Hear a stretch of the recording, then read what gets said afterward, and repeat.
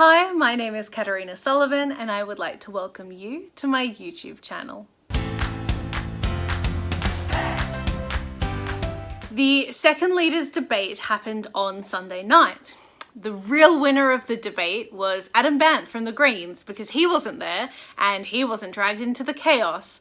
The only loser was the Australian population.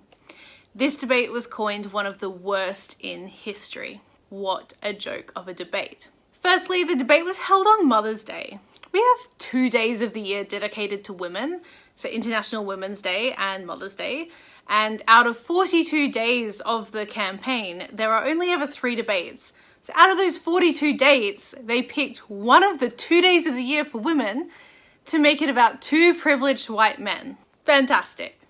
I was furious, to say the least. I spent my first Mother's Day night watching 2 old blokes in suits yell at each other. At least my partner bought me pizza to get me through.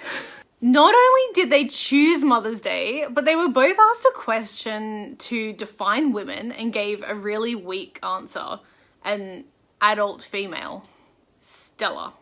And then they both spent part of the debate completely ignoring and talking over the moderator, who happened to be a woman, in the biggest stuff you to all Australian women after everything that we endured over the last year with what happened in Parliament House and all the allegations that came out.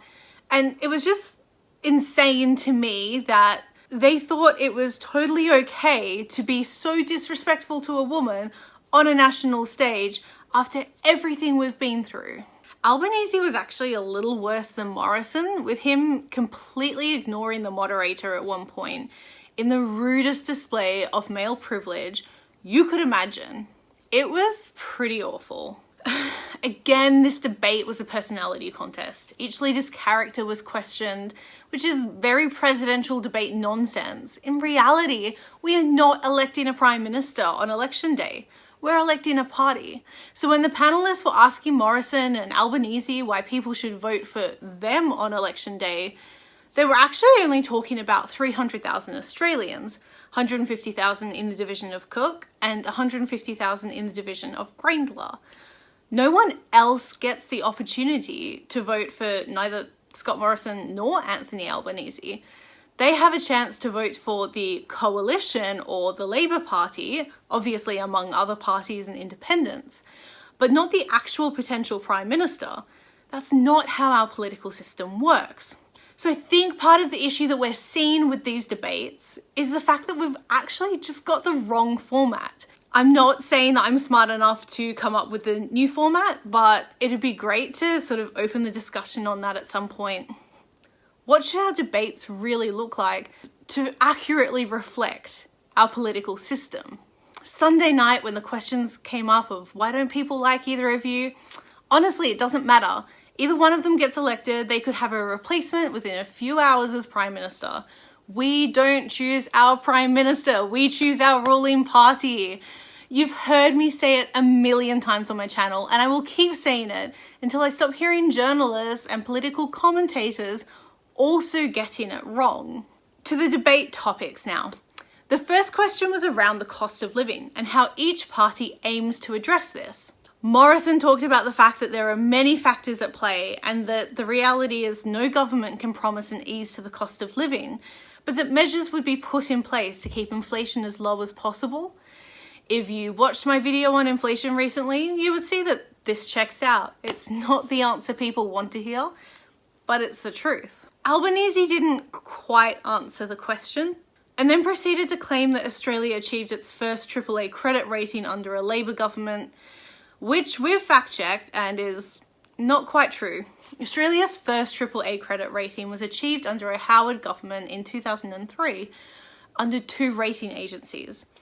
Albanese was referring to the 3rd rating agency, which happened under Treasurer Wayne Swan in 2011. But we had a AAA credit rating before then, so it was a bit of a sneaky misrepresentation of facts.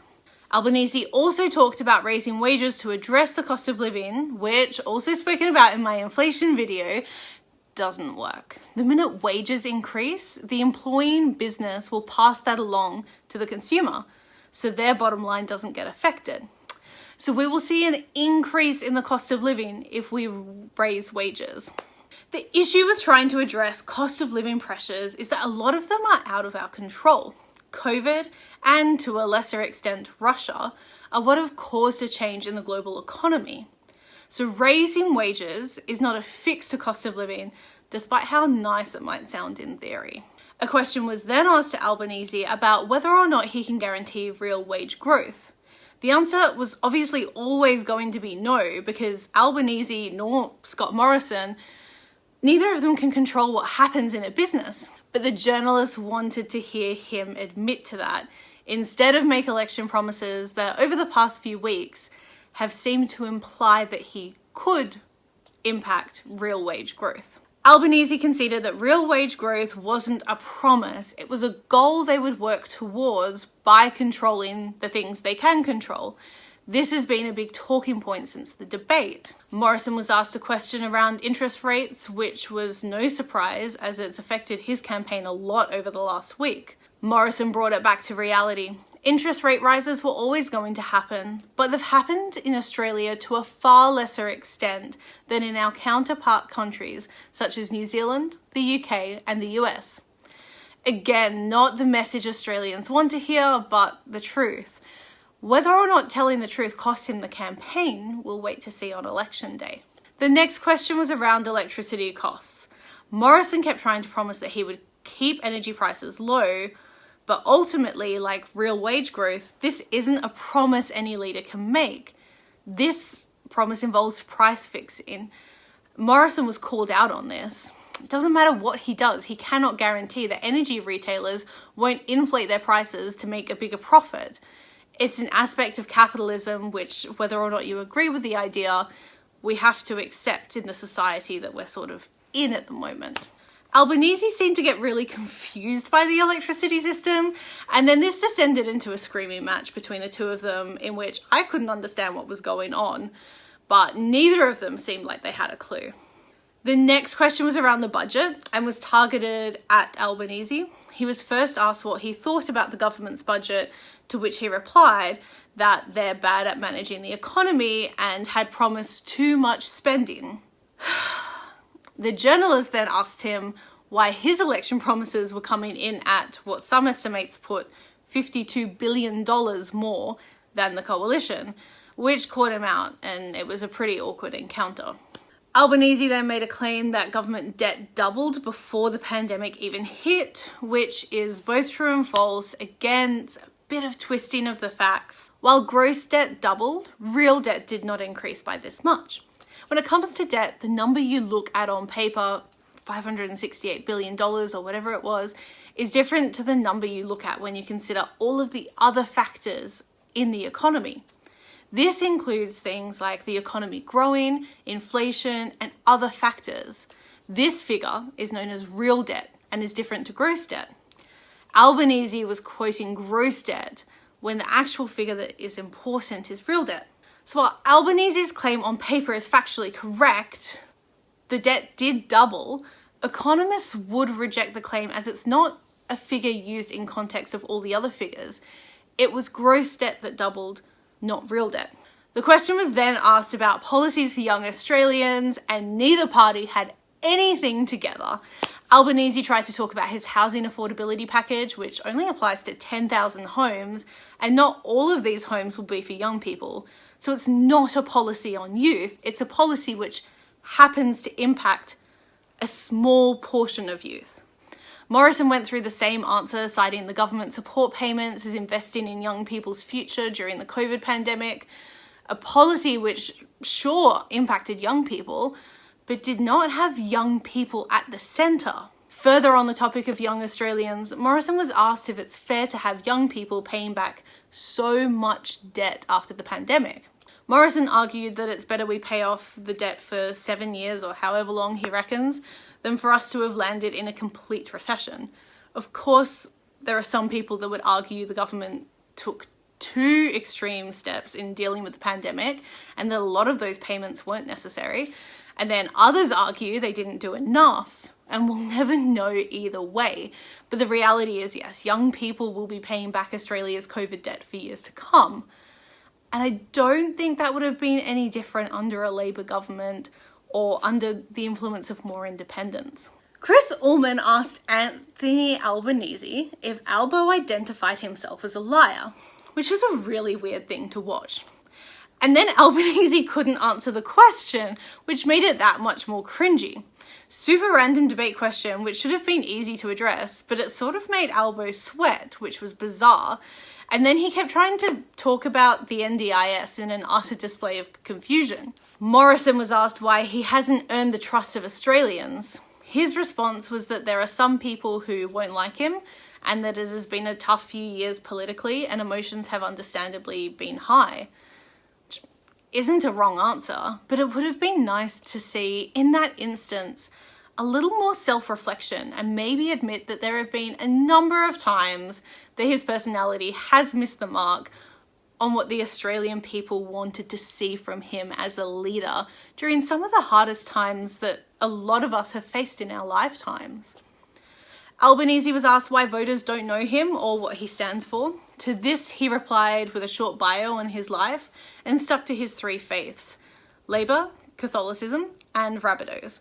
It was the most personable and relatable I've seen him in the last 3 years, but I think he spent a little too much time stumbling in his answer because he ran out of time before he could peel back that curtain of his personality a bit more. The next question was around corruption and directed towards Morrison, who claimed he hadn't seen any corruption in his party. I do not believe that for the coalition, or for any party for that matter.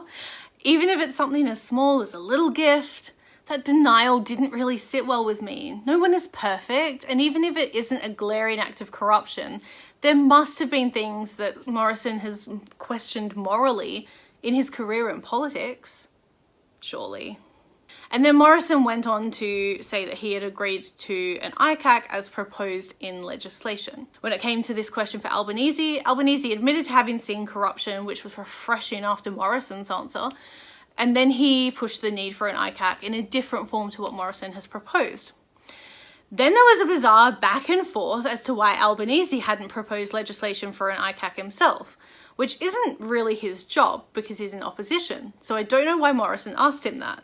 But then Albanese made Morrison's question, which should have been more of an embarrassment for Morrison than for Albanese, into an Albanese blunder by claiming he couldn't propose anything in Parliament, to which Morrison pointed out that private members' bills existed, and then Albanese tried to deny that they did, and it was all just really super weird for a few seconds, and then Albanese finally conceded that private members' bills do exist, and it seemed Morrison's weird question to Albanese as to why he hadn't done Morrison's job was forgotten about.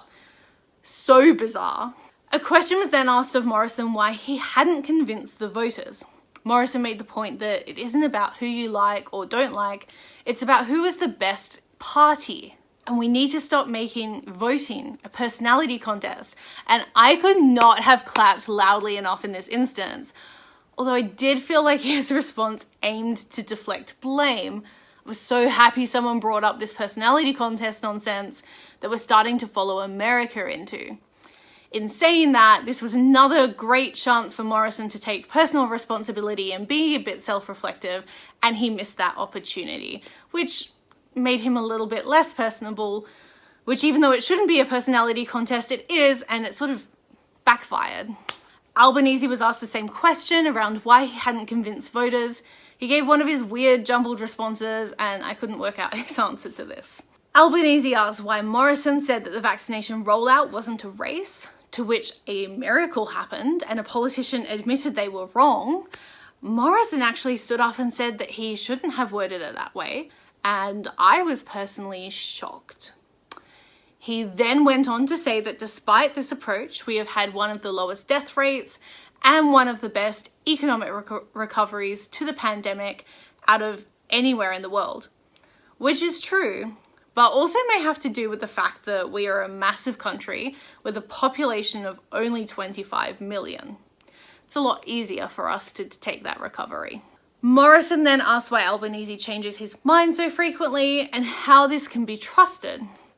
Albanese wouldn't admit that he'd made a mistake at the last election with negative gearing, but alluded to the fact that it was the wrong policy. Albanese asked a question around the gig economy, but it was asked in such a way that it was a little confusing, so Morrison gave a confusing answer around small business ownership, which is where I thought Albanese was also going, but then Albanese tried to clarify, and then they yelled at each other. Morrison asked a question about Albanese's shared equity scheme for housing. So the example Morrison gave was whether or not someone would be forced to sell their house by the government should they get promoted and be earning more money. Albanese couldn't answer the question, and the shared equity scheme has already come under fire for being too hands-on by the would-be government, so it was disappointing not to get further clarity on this. A question was then asked around why women haven't been a centre point of either campaign. Yeah, we exist still. Morrison said that he had announced policy to help women around freezing embryos during significant cancer treatment. A fantastic policy, but not really a policy addressing the majority of the issues facing many women in this country, and especially after last year's fight that women had to take up, especially around politics. I don't know. Morrison then admitted that the issues for women's safety in Parliament haven't been addressed, but that his party had implemented recommendations after the Foster Review, and in a single moment of solidarity throughout the entire debate, Albanese and Morrison said that they are addressing the points raised in the Jenkins Review together as a Parliament, not as two separate parties, which was 5 seconds of just refreshing happiness for a moment. In response to this, Albanese was then asked why he won't look into bullying allegations towards Senator Kitching, which some believe led to her death. Unfortunately, Albanese wouldn't answer the question, despite the panellists pointing out that he keeps pointing the finger at the coalition, but won't investigate his own party internally. There was a question on aged care to Albanese around how to fund aged care, given there is already a shortage of staff. Albanese admitted that he could not guarantee that they will have enough staff to address the issues in aged care and therefore deliver on the policy that his government, or would-be government, potential government, is proposing.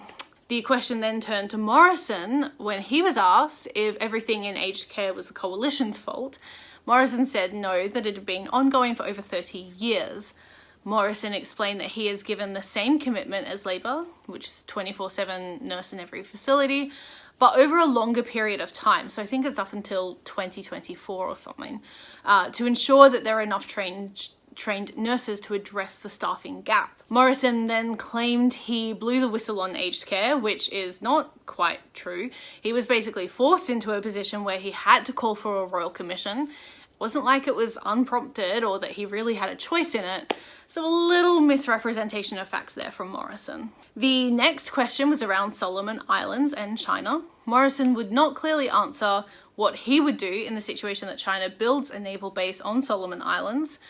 And there was no way I could understand Albanese's response because there was too much shouting by both of them.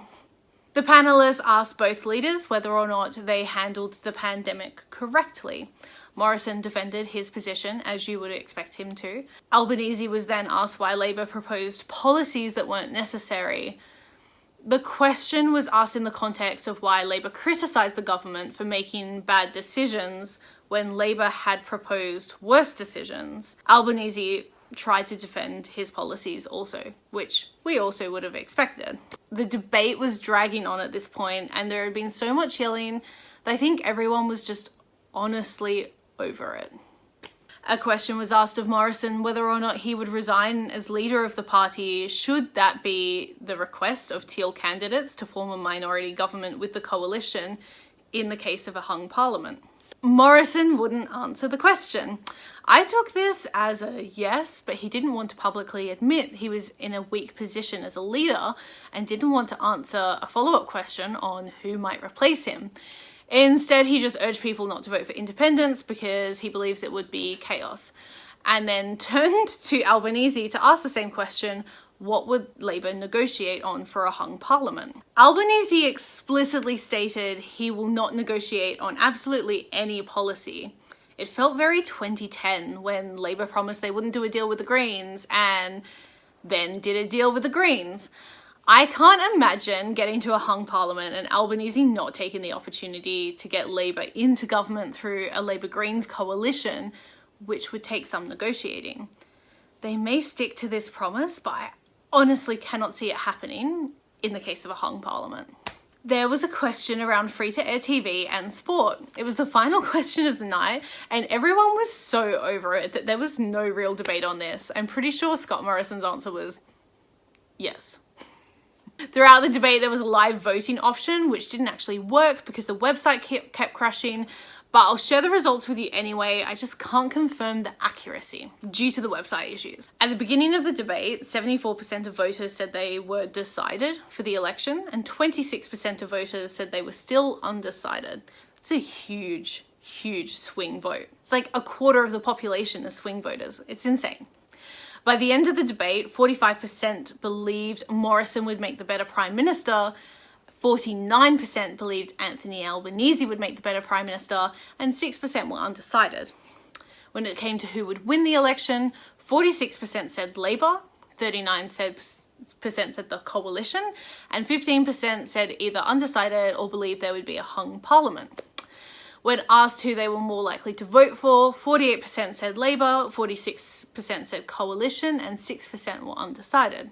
The winner of the debate? This was absolute chaos. At first it was Morrison, 52-48, then it was Albanese, 49-51, and then the night ended on them being neck and neck at 50-50. In terms of debating style, Morrison is a natural debater. He sticks to time limits, he doesn't waffle on, he knows his facts and figures, and he can usually answer the question. I'm very conscious that this video is very praising of Morrison because he is a very good debater. So when I watch him in a debate, I'm looking at him thinking that he's got all the right answers to these questions, he's armed with his facts, his figures, his knowledge, he's confident, he's competent. Albanese doesn't have the same debating skills. Doesn't necessarily mean he's not as good of a Prime Minister candidate, he's just not great in debates. He often says too many words, runs out of time less than a quarter of the way through an idea, and sometimes forgets the question and finds himself talking about something different. He also doesn't have a mind for facts and figures like Morrison, so his responses are more values-based, not fact-based. Of course, being a good debater, as I said, is not a prerequisite for being a good Prime Minister. Albanese's debating performance shouldn't come into play on election day for the voters in Greenlaw, because no one else is voting for Albanese, just Greenlaw. When we're analysing the outcome of the debate, I do have to just make a mention of the fact that Scott Morrison will always perform a lot more strongly than Albanese just because of his skill set. The final word on this is that if you miss this debate, you didn't miss much. Just a lot of shouting and not a lot of hope for the future. The next leaders debate is tomorrow night on Channel 7. Bizarre that there's no debate hosted at the Press Club this year, usually run by the ABC. Also bizarre that it's been held 10 days out from the actual election, which is way too early. But this has been a bizarre campaign, so I'm forever expecting the unexpected. Tomorrow's video will cover all the basics on voting, and Thursday's video will cover tomorrow night's leaders debate, which is the last one of the election, unless they pull another one out from midair. I would love to hear your questions on the second debate and any information covered in this video. And then I'd also love to know, if you watched the debate, did you think there was a winner? If so, who and why? Are you more likely or less likely to vote for one of the two major parties after Sunday night? Drop your answer in the comments below. Please like this video, subscribe to my channel, share with your family and friends, and I will see you next time. Bye for now.